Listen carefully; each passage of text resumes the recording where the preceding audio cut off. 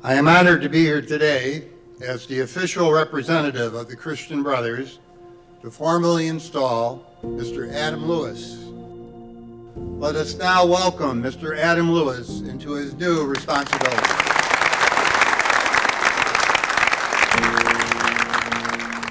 This year, we have the responsibility for making our school better.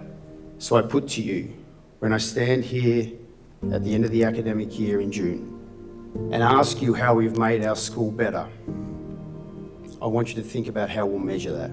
If we only measure it by where our seniors go to college, if we only measure it by the collective GPA or individual GPAs you have, or the number of state championships,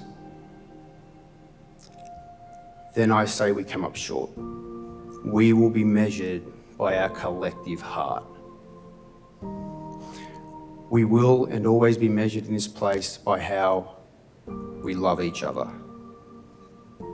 Will we love each other this year in the tough moments? Will you animate the word brotherhood that you use so frequently? Because there's an unconditionality in that love, fellas. You want to use the word? Then it has to be unconditional.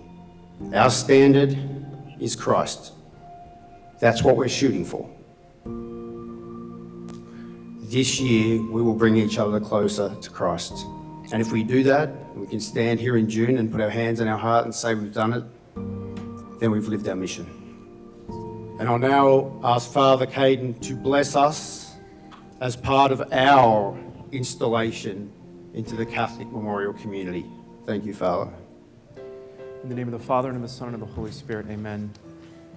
Let us now turn our attention to a sacred tradition in the Edmund Rice Christian Brothers community and at Catholic Memorial.